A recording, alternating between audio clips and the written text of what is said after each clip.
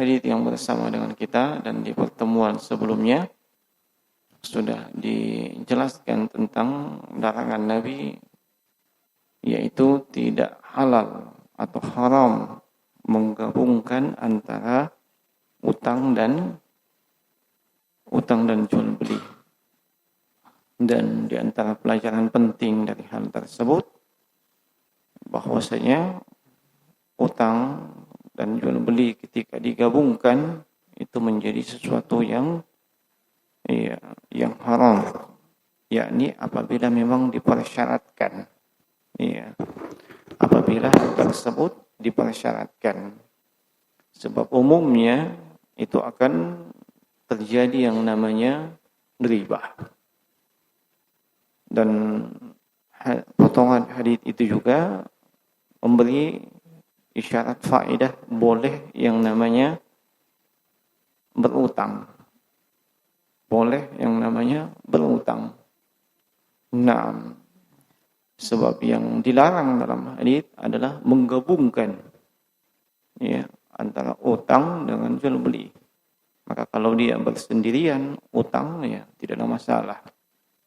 Sebagaimana boleh seseorang melakukan jual beli. Sebab yang terlarang dalam hadis penggabungan antara utang dalam jual beli.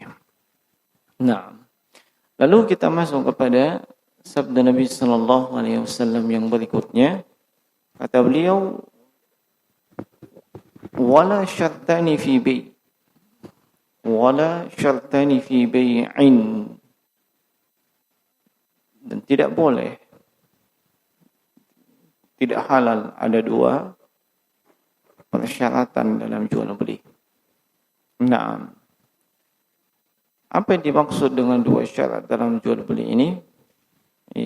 Sebelumnya itu perlu dipahami bahwa di dalam jual beli itu setidaknya ada beberapa syarat.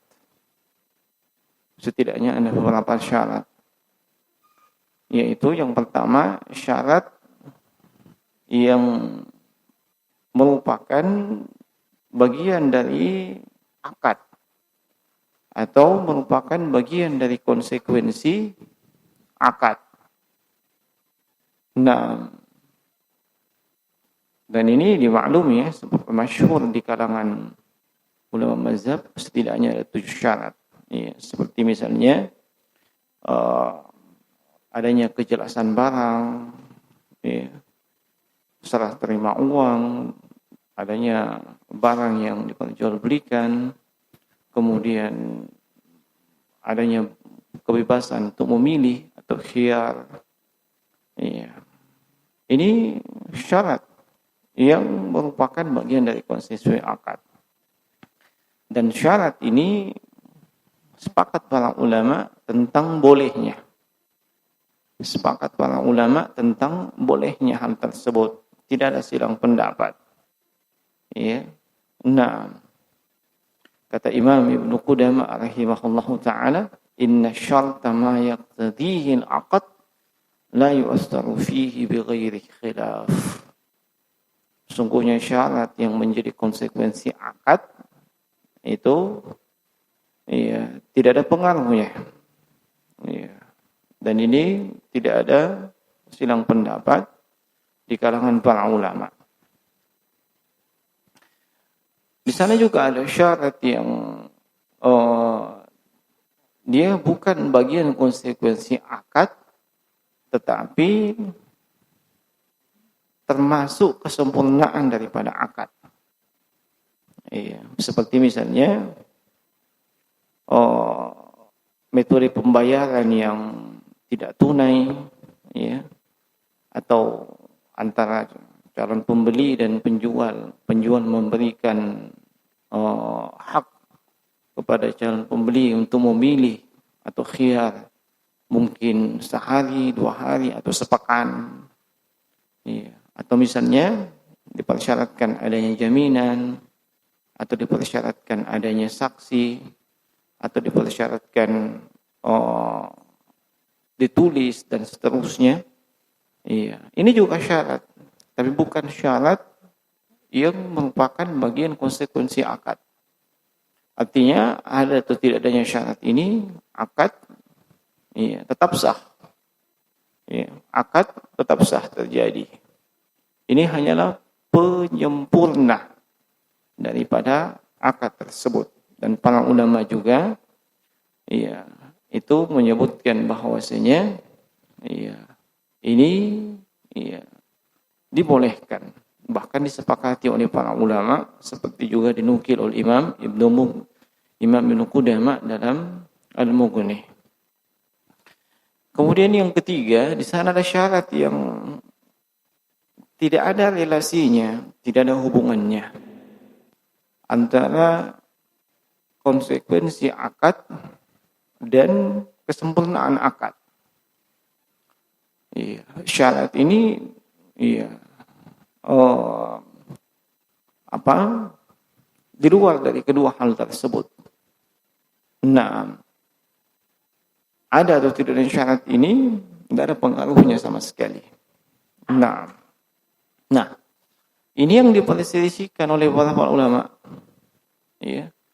Dan sebagian para ulama itu memaknai bahwasanya yang dimaksud dengan tidak boleh ada dua syarat dalam sebuah akad jual beli, yaitu kedua syarat tersebut bukan bagian daripada konsekuensi akad dan bukan pula bagian dari kemaslahatan atau kesempurnaan daripada akad. Nah, ini yang disebutkan oleh sebahagian ulama. Nah, dan para ulama yang lain mengatakan dua syarat dalam jual beli ini dimaksud adalah jual beli ina. Jual beli dengan istilah ina. Apa yang dimaksud dengan jual beli istilah ina? Jadi model praktiknya seperti ini. Si A dan si B. Si A dan si B. Si A itu menjual barangnya kepada si B dengan pembayaran atau sistem pembayarannya ditunda atau kredit. Misalnya sepeda. Sepeda lagi, sepeda yang saya ingat. Si A menjual sepedanya kepada si B. Nah, harganya 2 juta. Tapi dicicil. Jatuh temponya 2 bulan yang akan datang. Oke. Si A, si B, dan si B. Sepeda tersebut ada, bisa diserah terimakan dan seterusnya. Nah, dan mereka sudah sepakat. Harga sepeda itu akan dibayar oleh si B dengan cara kredit. Batas waktunya 2 bulan. Jadi sebulan berapa? 1 juta. Nah, paham sampai di sini? Nah, kemudian ini sudah namanya jual beli. Otomatis sepeda tersebut sudah bisa pindah tangan. Sebab sudah deal. Walaupun mungkin belum jatuh tempo. Tapi sudah deal. Sudah sepakat. Maka otomatis sepeda tersebut sudah menjadi milik siapa? Si B. Nah, sama kalau antum kredit apa segala macam kayak begitu. Walaupun belum lunas, itu sudah jadi milik Anda. Nah, hanya mungkin BPKB-nya yang ditahan.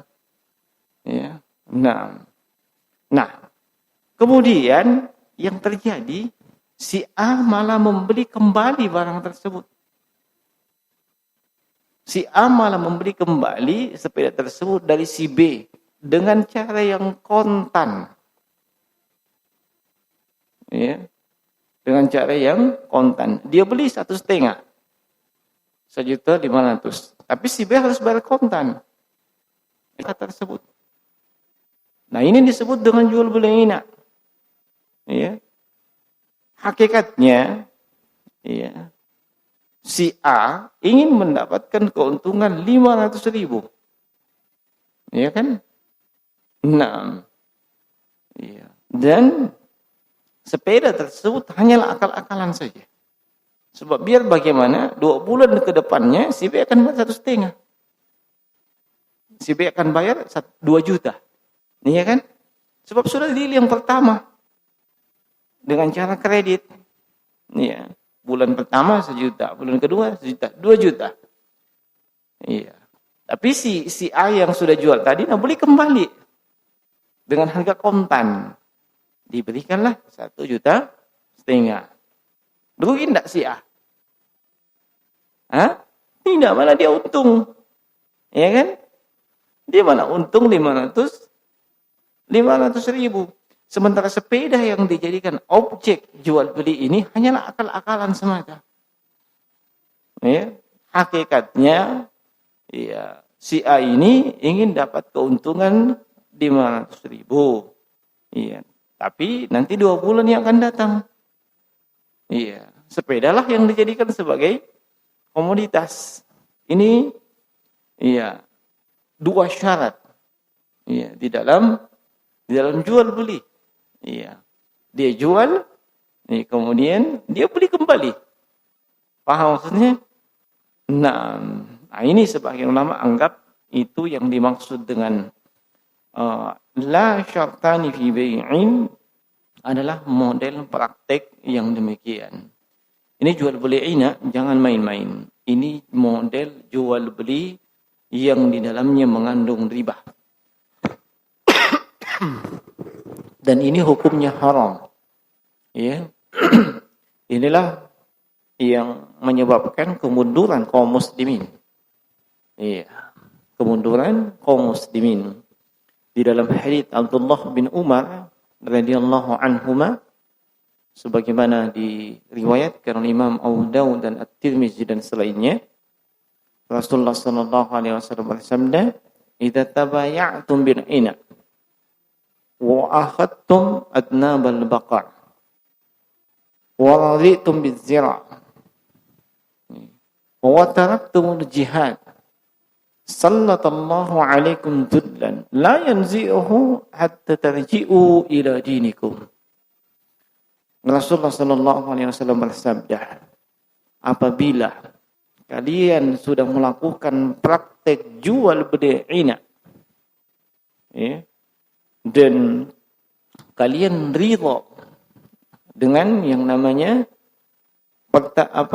peternakan, ya, kalian juga ridha dengan yang namanya pertanian, lalu kalian tinggalkan yang namanya jihad, maka sallallahu alaikum zullan, Allah akan timpakan kepada kalian kehinaan. Yang kehinaan ini tidak akan tercabut sampai kalian kembali kepada agama kalian.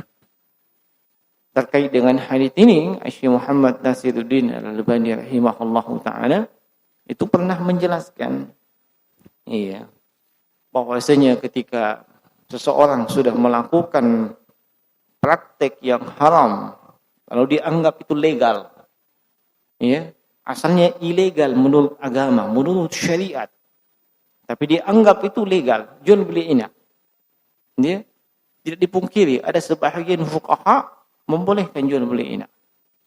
Nah, lalu kalian lebih mementingkan duniawi, itu isyarat dari sabda Nabi, wa akhadtum adnabal baqar, kalian memegang ekor-ekor sapi. Ya. Waraditum bizara, kalian ridha dengan pertanian. Ya. Nah, kalian mementingkan duniawi. Lalu kalian tinggalkan ibadah kepada Allah. Wa taraktumul jihad. Ya. Ketika kalian terkumpul, maka Allah akan timpakan kepada kalian yang namanya kehinaan. Sehingga kesimpulannya jemaah sekalian, yang dimaksud dengan tidak boleh ada dua syarat di dalam jual beli di sini. Iya, yaitu yang pertama tadi syarat ya yang tidak terkait dengan konsekuensi akad dan syarat yang tidak terkait dengan kemaslahatan atau kesempurnaan daripada ya akad jual beli. Atau yang dimaksud dengannya adalah praktek ya jual beli ini. Nah, maka itu menunjukkan haram ya setiap persyaratan ya haramnya haramnya dua syarat ya apabila itu kedua syarat tersebut terkumpul yang kemudian menghasilkan larangan ya. Nah, sebab Nabi sebutkan wala syartani fi bai'in. Ya, adapun kalau tidak mesti dari kedua syarat tersebut terlarang atau tidak ada dalil dari syarat yang melarangnya, maka tidak masalah. Ya, misalnya ada yang jual beli apa misalnya. Ya, jual beli makanan seperti yang antum lakukan. Ya. Tapi syaratnya apa? Saya beli makanan Anda, syaratnya kau antar ke rumahku. Ya. Saya beli dengan harga sekian. Syaratnya harus sampai di rumah saya. Bukan lagi saya yang ke sana. Itu kan pakai syarat juga. Ya. Dan syarat seperti ini ya, tidak ada masalah. Ya. Nah, tidak ada masalah. Nah, sama juga dengan misalnya syarat ketika membeli kayu bakar. Iya, oke, saya beli kayu bakar Anda.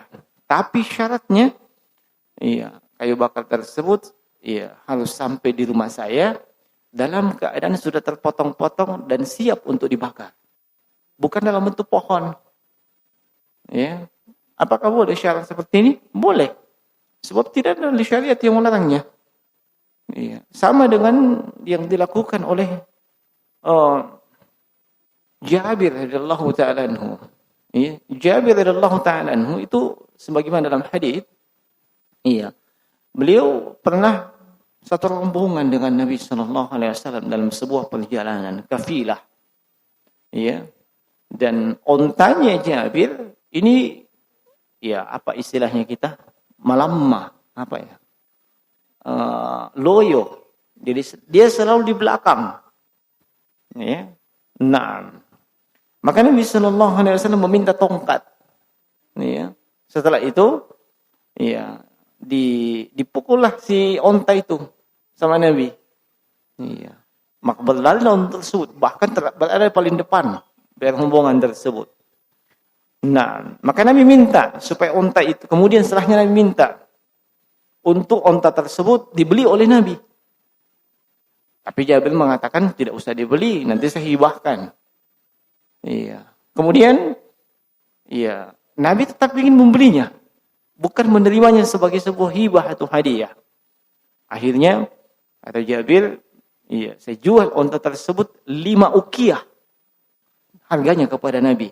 Dengan syarat, onta ini masih membawa saya sampai ke kota Madinah. Nanti di kota Madinah baru diambil. Ini ada syaratnya enggak? Ada. Apakah boleh syarat seperti ini? Boleh. Ya? Iya. Nah, jadi jangan keliru memahami sabda Nabi sallallahu alaihi wasallam, la syartani fi bai'in. Iya. Sebab syarat dalam jual beli itu, seperti yang kita terangkan tadi. Ada syarat yang merupakan konsekuensi akad. Iya. Dan ini sepakat para ulama. Boleh. Sebagaimana ada syarat yang merupakan kemaslahatan atau kesempurnaan akad. Ini juga sepakat para ulama boleh. Yang diperselisihkan syarat yang di luar dari dua hal tersebut. Dan salah satu pendapat para ulama, sebagaimana salah satu pendapat di kalangan Syafi'iyah dan Hanafiyah, bahwasanya inilah yang masuk dalam larangan Nabi sallallahu alaihi wasallam, 2 syarat dalam jual beli yang di dalamnya mengandung larangan dalam Iya, dalam syariat. Dan juga para ulama sebutkan itu adalah model praktek jual beli ina. Nah, kemudian kata Nabi sallallahu alaihi wasallam, wala ribhun ma lam yudman. Ya. Nah, wala ribhun ma lam yudman. Dan tidak boleh mengambil keuntungan tanpa menanggung resiko kerugian. Tidak boleh mengambil keuntungan tanpa menanggung resiko kerugian. Nah, apa maksudnya sabda Nabi sallallahu alaihi wasallam ini?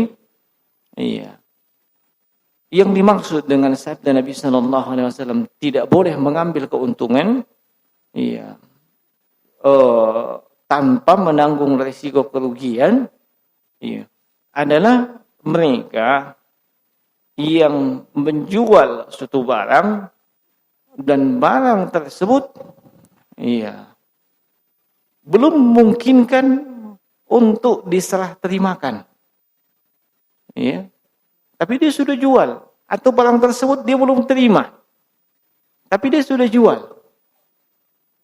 Di mana resiko? Siapa kalau misalnya apa misalnya yang bisa jadi objek jualan apa? Jualan kue, makanan. Nah, si A menjual makanan kepada si B. Si B itu ternyata Pak Balu juga. Dia jual kembali. Paham maksudnya? Si A menjual kepada si B. Si B membeli kepada si A. Nah, ternyata si B ini dia penjual. Nah, ini barang sebenarnya belum sampai kepada dia atau belum memungkinkan untuk sampai. Walaupun sudah jelas. Nah, tapi dia sudah tawarkan, sudah jual sekian. Ini harganya sekian dan seterusnya. Kira-kira resiko kerugian ini sama siapa? Si B atau si A?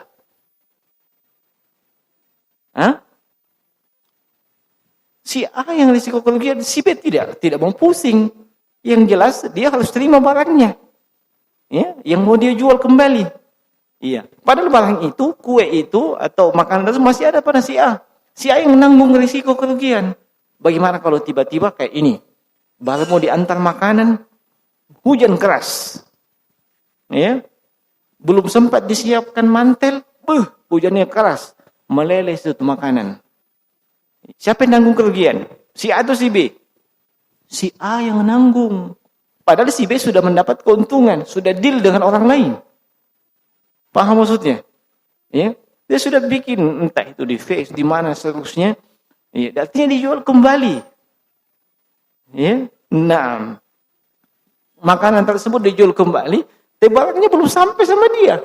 Belum terjadi qabat atau tamakkun bil qabat.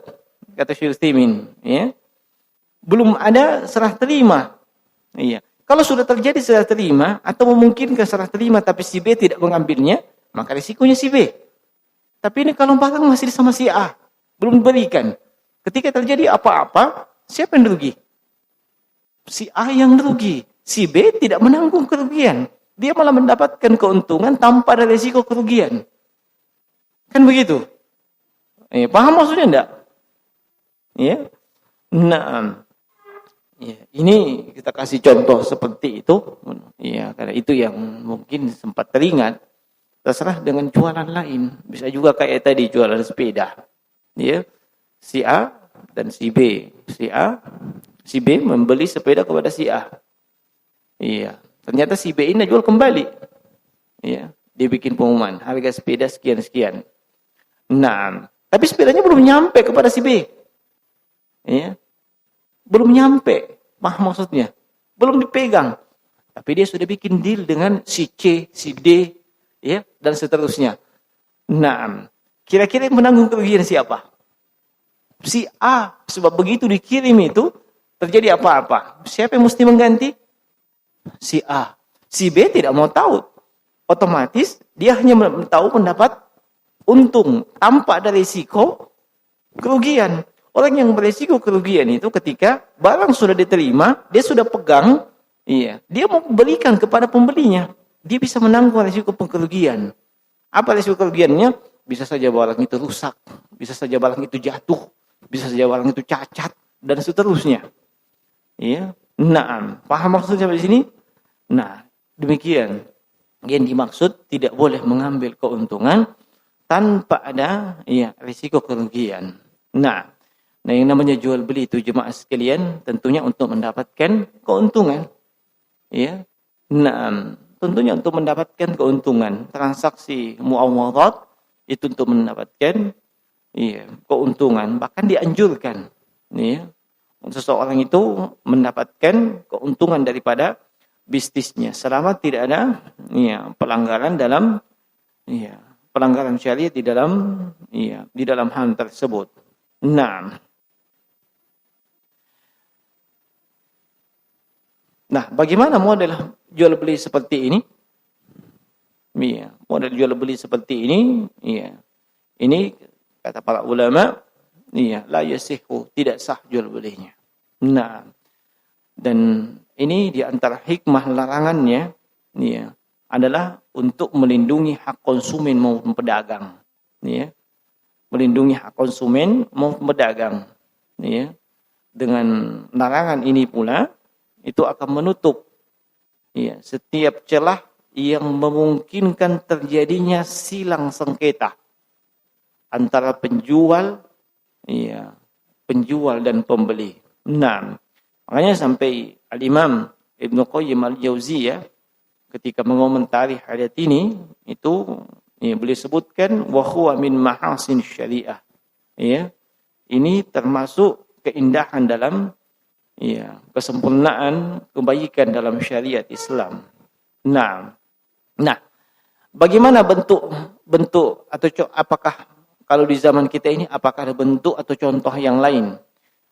Orang-orang yang mengambil keuntungan tanpa menanggung risiko kerugian.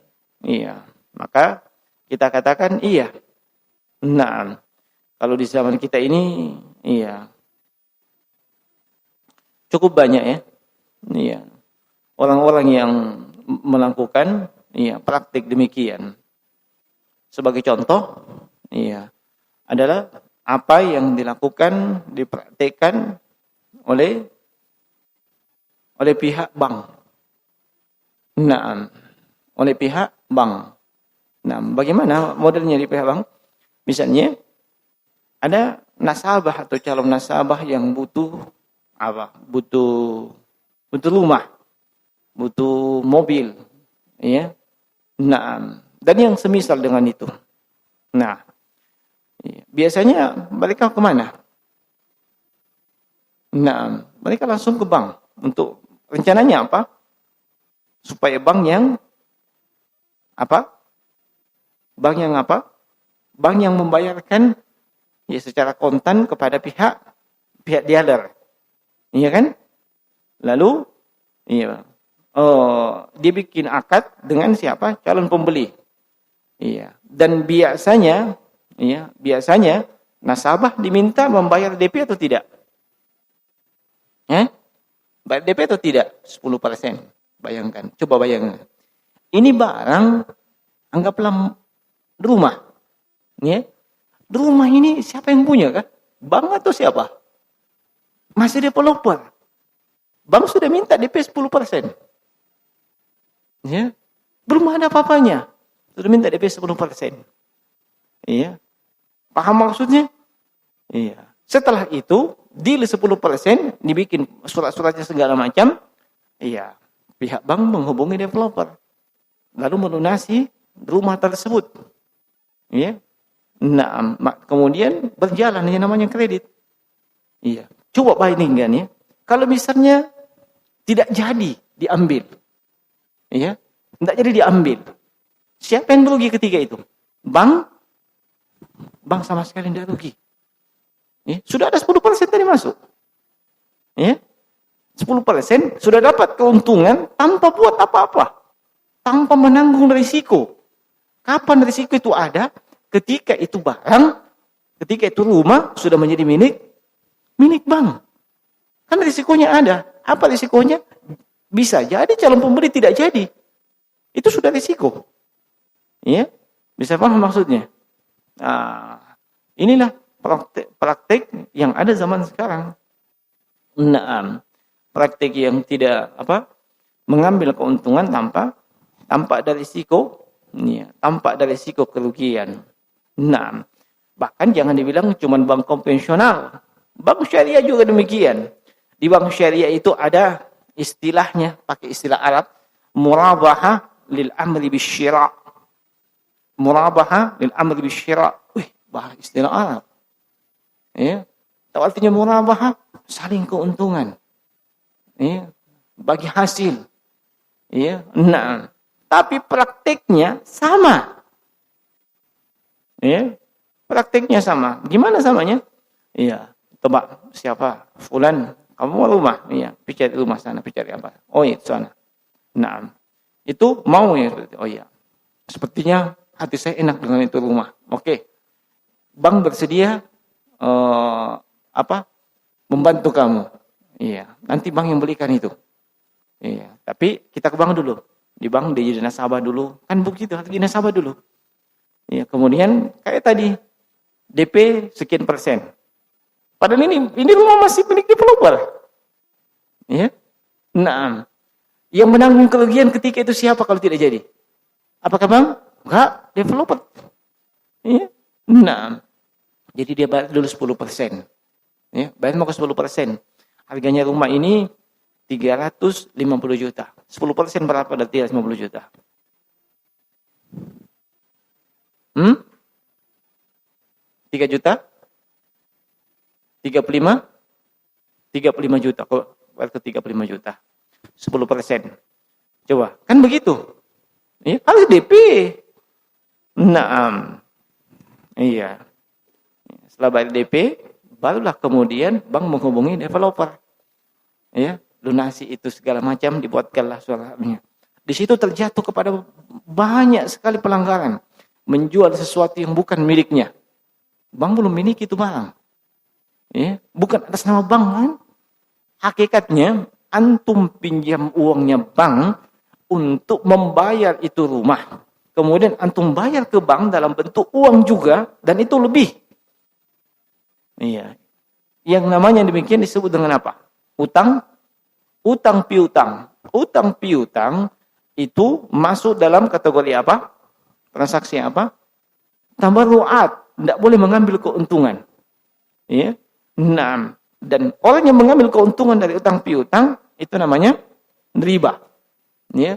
Kemudian ya, di samping itu yang antum hakikatnya ambil uangnya bank untuk melunasi itu rumah.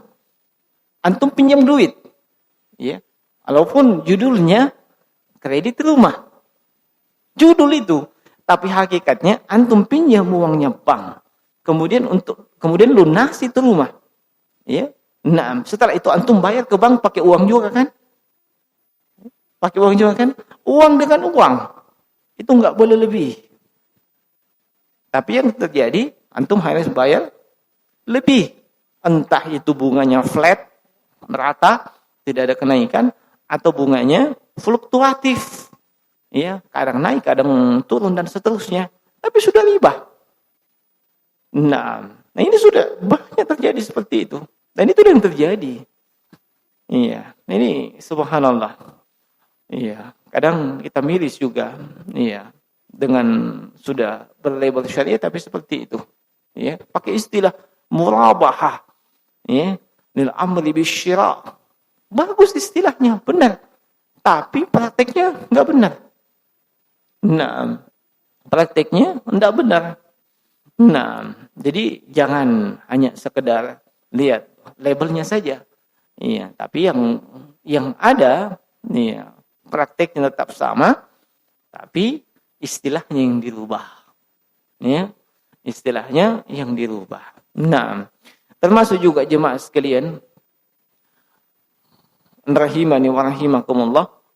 Iya, apa yang pernah disebutkan di kesempatan sebelumnya, iya, yaitu jual beli yang belum diserah terimakan. Iya, dan itu telah dilarang oleh Nabi sallallahu alaihi wasallam. Baik itu bentuknya makanan, iya, ataupun selain daripada makanan. Kalau makanan seperti Nabi sebutkan dalam hadits Bukhari dan Muslim, "Man ibta'a ta'aman fala yabi'hu hatta yaqbidah." Siapa saja yang membeli makanan, jangan dia jual kembali sampai dia terima. Nah, sampai dia terima. Nah, dan Abdullah bin Abbas radhiyallahu ta'ala anhu itu mengatakan, wa ahsibu kulla syai'in bimanzilati ta'am. Saya menyangka bahwasanya segala sesuatu, yakni semua barang yang komoditas jual beli itu sama kedudukannya dengan makanan. Nah, sebab kenapa? Iya, dia sudah mengambil keuntungan tanpa ada risiko kerugian. Ya. Nah, siapa yang punya risiko kerugian? Yang masih pegang itu barang. Iya. Nah, yang masih pegang itu barang. Maka yang benar, si A dan si B. Si A menjual kepada si B. Apakah boleh si B menjual kembali? Silahkan. Tapi barang tersebut sudah ada pada si B. Atau memungkinkan si B mengambilnya. Ya, mendapatkannya dan seterusnya. Jangan, belum dia dapat, atau belum mungkin dia dapat, dia sudah jual kembali, sudah ambil, misalnya dia beli 5 juta, dia jual 6 juta. Sudah deal dengan seseorang, 6 juta. Padahal itu barang belum sampai sama dia. Ya, dari si A, penjual pertama tadi. Siapa yang menanggung dhaman, risiko kerugian? Si A atau si B? Si A. Si B, dia tidak mau tahu. Pokoknya saya terima barang dari si A. Si A, kalau misalnya dia kirim barang, hilang. Ya. Kenapa? Misalnya kurirnya tidak amanah. Menggelapkan itu barang. Nah, kasih masuk tempat gelap. Menggelapkan. Ya. Nah. Atau, dicuri dan seterusnya. Si B tidak mau tahu. Si A harus ganti. Ya. Kan begitu. Siapa yang nanggung risiko kerugian? Si A. Padahal si B sudah mendapat keuntungan dari transaksi yang barang belum datang. Iya, makanya dilarang oleh Nabi sallallahu alaihi wasallam. Dan di antara hikmah dari larangan tersebut, adalah mewujudkan yang namanya al-adalah, keadilan. Iya. Naam. Mewujudkan namanya al-adalah atau keadilan. Islam itu memerintahkan untuk berlaku adil pada segala sesuatu. Innallaha ya'murukum bil adli wal ihsan. Sungguhnya Allah memerintahkan kalian untuk berlaku adil dan berbuat baik. Naam. Dan ketika terjadi bentuk kezaliman pada salah satu pihak, maka itu bertentangan dengan keadilan. Dan termasuk kezaliman ketika tanggung jawab risiko kerugian itu ada di tangan seseorang, sementara orang lain mendapat keuntungan. Sementara orang lain mendapatkan keuntungan. Nah, itu kezaliman namanya. Itu kezaliman.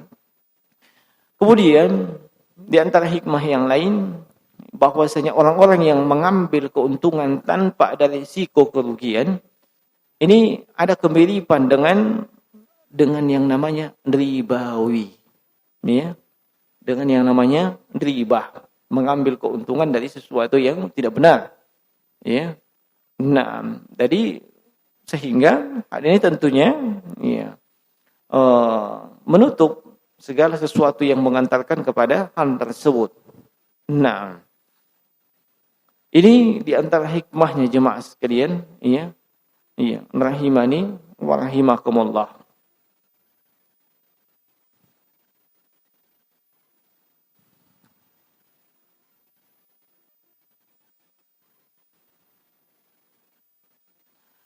Kemudian kata Nabi sallallahu alaihi wasallam, "Wala bai' ma laysa indak." Nah, jangan kamu menjual sesuatu yang bukan milikmu. Ya. Jangan kamu menjual sesuatu yang bukan milikmu.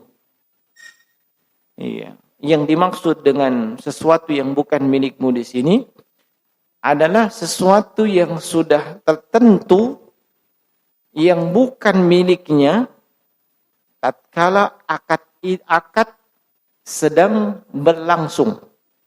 Ya. Sesuatu yang tertentu, sudah tertentu. Misalnya apa? Jual beli gelas. Ini kan tertentu nih. Ya, bukan mengatakan saya mau jual barang. Kalau dikatakan jual barang kan belum tentu. Barang apa? Iya kan? Kalau dikatakan jual beli gelas. Sudah tentu barangnya namanya gelas. Ya, menjual sesuatu yang sudah tentu. Dan yang sudah tentu ini ternyata bukan miliknya ketika dia sedang melakukan akad transaksi. Iya.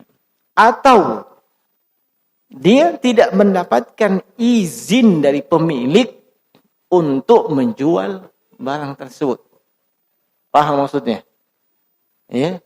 Kan kadang ada orang tidak punya barang. Iya. Apa istilahnya itu? Broker. Ya. Apakah istilah lainnya selain broker itu? Hah? Iya. Apa calon? Oh, calo. Ya. Sekira antum yang sudah punya calon. Ya. 6. Calo. Apa lagi? Apa? Ada istilahnya dulu itu. Maklar. Iya. Nah, maklar. Itu paling saya ingat maklar. Ya. Si fulan itu maklar. Banyak uangnya. Kok bisa? Dia tidak punya sama sekali modal. Ya. Yang dia punya modal apa? Ada yang dijual ini. Nih, beli mau sekian. Oh iya. Dia bukan miliknya toh? Bukan miliknya. Tapi kalau itu dapat izin dari pemilik, kau jual ini gelas. Terserah kau jual berapa? Yang jelas kau kasih kat 10.000. Ya, terserah kau mau jual 15, 12,5, 10.500, urusanmu. Ya. Yang penting sudah dapat izin. Ya. Yang orang yang tidak memiliki sesuatu, tidak mendapat izin, dia pergi jual, itu tidak boleh. Sebab dia hakikatnya tidak punya apa-apa. Ya. Hakikatnya tidak punya apa-apa. Tidak boleh dikatakan, nanti sudah pilih baru dikasih tahu punyanya. Bilang, ada yang mau beli barang musim. Tidak boleh. Itu tidak memenuhi syarat jual beli. Ya. Jadi, Nabi melarang sesuatu yang sudah tentu barangnya. Nih, misalnya gelas. Saya mau jual gelas. Gelas itu sudah tentu. Yang tidak tentu itu kalau dia katakan, ada barangku mau kak jual lagi. Kan barang itu bisa apa saja. Mungkin saja barang bernyawa. Ya tuh. Barang bisa apa saja. Tapi kalau dia katakan gelas atau HP, sudah tentu barangnya. Iya. Dan barang yang sudah tentu ini itu tidak bisa, bukan miliknya ketika dia melakukan akad. Atau dia tidak berada pada posisi mewakili pemilik. Ya, kalau mewakili pemilik tentunya sudah dapat izin dari pemilik. Ini diharamkan jemaah sekalian, sebab itu sama artinya dia menjual sesuatu yang tidak ada. Dia menjual sesuatu yang tidak jelas. Dia menjual sesuatu yang tidak bisa diserah terimakan. Bisa tidak serah terimakan kalau bukan miliknya? Tidak bisa lah. Iya. Naam. Iya. Tidak bisa diserah terimakan. Untuk contoh-contohnya silakan cari contoh. Ya. sesuai dengan dagangan antum. Nih, sesuai dengan jualan antum. Nah, jadi mungkin nanti anda bertanya, apakah tidak boleh kita jadi maklar? Tidak boleh kita jadi broker? Tidak boleh kita jadi calo? Boleh saja. Kalau sudah dapat izin dari pemilik. Ya. Seperti tadi. Iya. Dia lihat si fulan. Kasihan sama si fulan ini. Ya. Teman-teman ada abang mana nih? Tinggal dia. Ya. Pika jual kang. Ini ada barangku begini. Terserah bahmi kau. Penting kau kasih kak keuntungan. Yang kasih kak. Ini barang. Harga sama saya kembali 10.000. Kau mau jual berapa? Silahkan. Dia jual 15. Ada yang jual 16. Boleh tidak seperti itu? Boleh saja. Ini selama sudah dapat izin. Kalau sudah dapat izin, dia sudah berposisi mewakili pemilik. Kalau dia sudah jadi pemilik, mewakili pemilik, sama hukumnya dengan pemilik. Iya. Yang memiliki barang yang bisa serah terimakan. Nah, memiliki barang yang bisa diserah terimakan. Nah, ini larangan dari Nabi sallallahu alaihi wa ala alihi wasallam. Nah,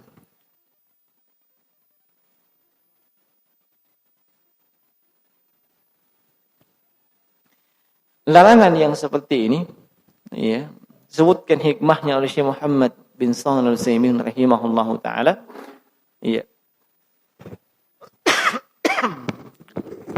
Orang yang menjual sesuatu yang bukan miliknya, itu akan mengantarkan kepada permusuhan dan silang sengketa di antara manusia. Nah, permusuhan dan silang sengketa di antara manusia. Ketika Anda menjual sesuatu, tapi ternyata Anda tidak bisa serahkan. Anda tidak bisa serahkan barangnya. Makanya di situ pasti orangnya membelinya gimana? Saya jual ayamku. Dia beli? Iya, saya beli. Yang mana itu? Itu yang ayam kate. Yang jago terbang-terbang. Cocok BK. Nah, oh iya, saya beli. Begitu selesai akad, mana yang katenya? Wih, tadi malam hilang. Itu kan tidak bisa diserah terimakan. Kira-kira seperti itu bagaimana modelnya? Terjadi perselisihan. Pokoknya saya tidak mau tahu. Harus ada itu ayam. Saya sudah beli. Kenapa kau tidak bisa serahkan dan seterusnya? Ribut mi. Apalagi kalau orang kampung. Orang kampung akad batal, parang yang bicara. Orang yang bicara kalau orang kampung sama aja. Orang kampung itu cinta ditolak, dukun yang bertindak. Nah, kayak begitu. Iya kan? Nah, itu bisa berpotensi menyebabkan perselisihan. Nah, dan akan menghasilkan permusuhan, permusuhan dan dendam di antara manusia, dan segala sesuatu yang bisa menyebabkan rusaknya ukhuwah, rusaknya jadinan persaudaraan, itu diharamkan di dalam Islam. Nah, dan dari hadits ini kita juga mendapatkan faedah bahwasanya syariat Islam ini itu menutup segala sesuatu yang bisa menyebabkan terjadi permusuhan di antara manusia secara umum dan permusuhan di antara kaum muslimin secara khusus. Nah, dan sering kita ingatkan bahwasanya ribut-ribut yang terjadi di kalangan kaum muslimin Bahkan mereka yang statusnya thalibul ilmi, itu kadang pada masalah muamalat. Pada masalah muamalat.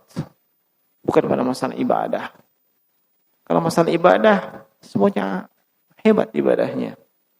Ya, rajin sholat, rajin ngaji, dan seterusnya. Ya, begitu urusan dengan masalah muamalat, wah, situ nih, mulai tidak beres. Nah ini yang seperti ini tentunya diharamkan.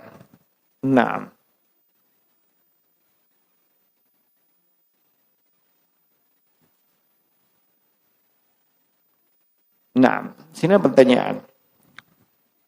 Bismillah, Assalamualaikum warahmatullahi wabarakatuh. Waalaikumsalam warahmatullahi wabarakatuh.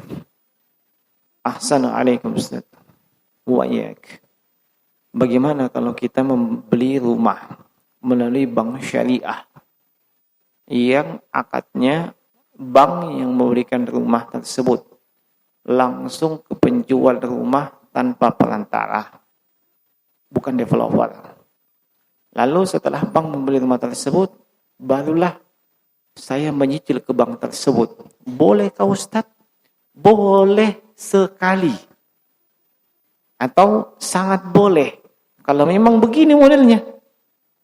Ya. Bagaimana model disebutkan di sini? Pihak bank syariah datang kepada om satu ini. Om satu ini mau jual rumah. Ya. Pusing nih. Terlalu banyak rumahnya maksudnya. Ya. Terlalu banyak rumahnya. Datang bank syariah, beli. Berapa kejual? 500 juta. Oke. Dibeli sama bank syariah. Otomatis itu rumah sudah berpindah kepemilikan dari om topik ke bank syariah. Siapa pemilik sekarang? Bank syariah. Ketika ini sudah terjadi seperti itu, maka silahkan Anda mau melakukan transaksi dengan pihak bank syariah. Sebab dia sudah punya rumah. Dia sudah beli itu rumah. Paham maksudnya?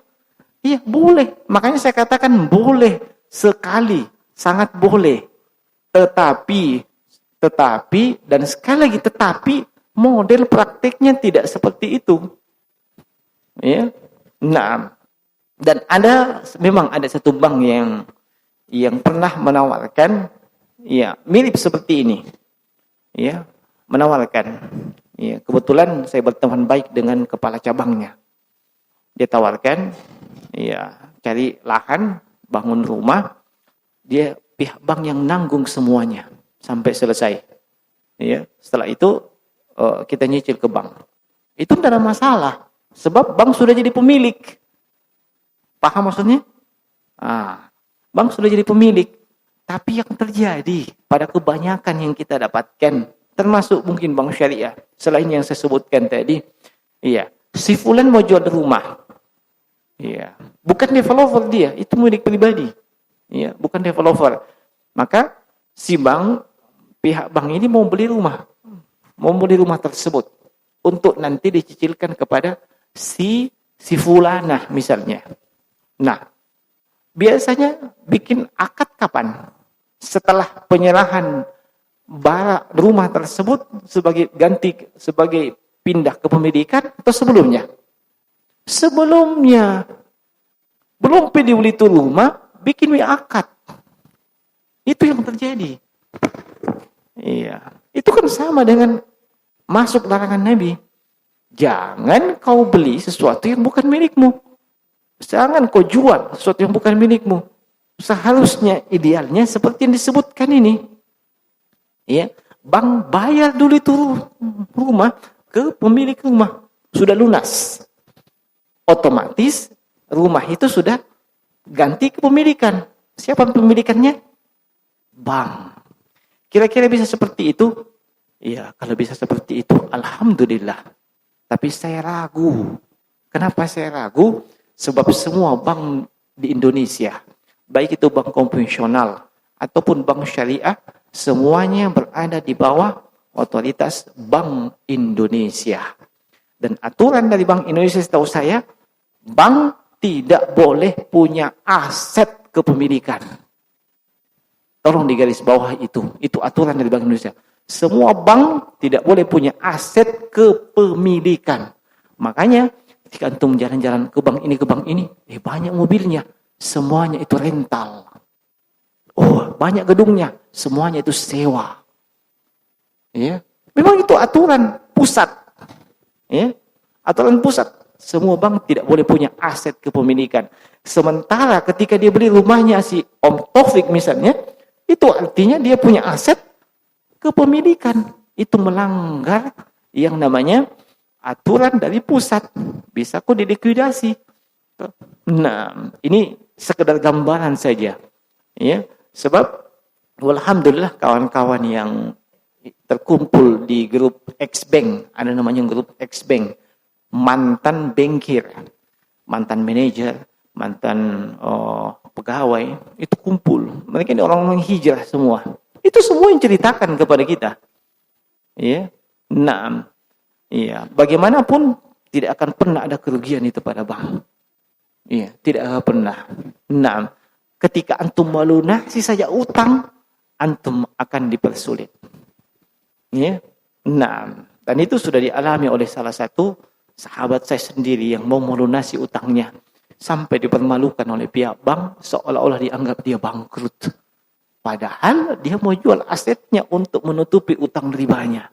Itu yang dihalang-halangi dan dipasangi dalam pengawasan bank. Sampai beliau bertanya, sejak kapan kreditku macet sampai dipasangi seperti itu? Ya, nah, lihat. Nanti reda ketika beliau mengambil pengacara. Barulah ya, reda masalah tersebut. Artinya apa?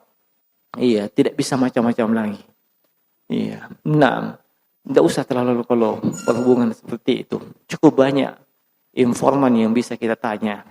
Ya. Nah, kawan-kawan yang sudah hijrah, itu bisa sampaikan semua terkait masalah itu.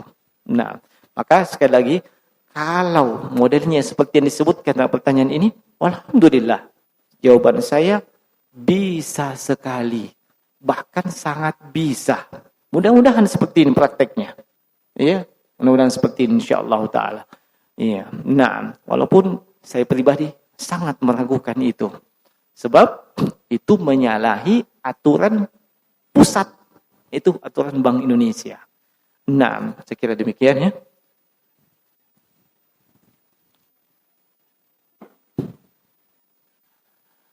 Serius tanya, bismillah, afwan Ustaz. Memang selama ini ada yang main-main bertanya. Ya, serius tanya, apa itu LDI? Jazakillah khairan. Iya. Jazakillah. Iya, jasaka. Saya yang harusnya bilang jazakillah, bukan kita, karena saya laki-laki, kita perempuan. Enggak apa-apa, Ji. Nah, LDII, Lembaga Dakwah Islam Indonesia. Dulu sebelumnya ketika itu dilarang oleh pemerintah, itu namanya Lemkari. Lemkari. Ya. Sebelumnya ketika Lemkari dilarang ini, maka muncul nama baru LDI. Iya. Kenapa dulu dilarang? Sebab Islam jamaah. Ya. Islam jamaah dilarang, dirubah. Karena dilarang, dirubah jadi Lemkari. Dilarang lagi, rubah lagi jadi LDI. Tapi isinya di dalam PBS pada wasiah. Itu Ji. Iya, tonji Islam jamaah, itu tonji Lemkari. Ya, sama isinya, hanya nama yang dirubah, kulit yang dirubah. Ya. Dan karena ini sudah dilarang oleh pemerintah, ya. Maka jangan ya seperti itu. Kalau ditanya kenapa sampai dikatakan itu dilarang oleh pemerintah, jangan tanya sama saya, tanya sama pemerintah. Tapi kalau dikatakan apa kesesatannya, ya kalau mau disebutkan lumayan banyak ya. Nah, ya. Di antara hal yang mencolok di kalangan mereka, yaitu kewajiban ini jamaah ini membayar zakat 10% kepada ustadznya, kepada gurunya. 10% dari apa? Dari gajimu. Jadi kalau gajimu berapa? Tadi 350 juta, maka kau bayar ke ustadzmu 35 juta per individu. Ya. Nah, kalau mau kita tanya, banyak ji ikhwan dan akhwat kita ini mantan LDI. Ya. Kalau ikhwan itu ada di sana, Opu Andek Syahril, ada Bapak Sudarmin, ya. Ada juga kawan-kawan kita di Bone, bisa ditanya, silakan tanya. Atau tanya istrinya, Opu Andek Syahril, Ibu Haji Ratna, tanya apa yang mereka alami. Tanya juga istrinya, Pak Sudarmin yang di Pampli, manajer Pampli, tanya. Kalau mau lebih, banyaknya. Ini hanya sebahagian ya. Iya. Nah, karena kita serius tanya, saya serius juga menjawab. Nah, saya kira demikian secara ringkas. Bagaimana hukumnya jika kita membeli rumah melalui elang properti? Iya, begini jemaah sekalian. Saya tidak pernah mempermasalahkan hukum membeli rumah melalui A, B, C, D, dan seterusnya. Tidak. Yang saya permasalahkan teknisnya di dalam. Itu saja. Kau mau beli rumah elang properti, atau mungkin Garuda properti, ya, Aldian properti, saya tidak persoalkan itu. Teknisnya di dalam bagaimana? Ya, itu yang harusnya diperlihatkan sama kita. Teknisnya. Ya, atau Gus Dur properti, tidak ada masalah. Saya tidak persoalkan itu namanya, apanya, atau dia pasang Gus Dur properti syariah 1000%, saya tidak permasalahkan. Teknisnya di dalam bagaimana? Bagaimana skema akadnya dan seterusnya. Itu yang kita hukumi jemaah.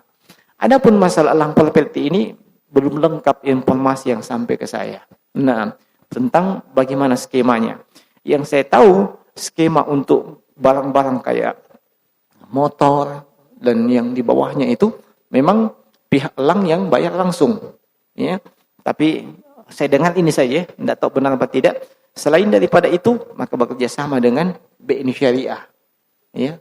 Itu yang saya dengar, entah benar apa tidak. Maka kalau lengkap informasinya baru saya sampaikan.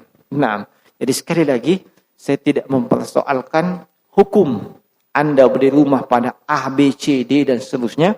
Yang kita persoalkan teknisnya itu bagaimana, skema di penjualannya itu bagaimana. Nah, wallahu a'lam.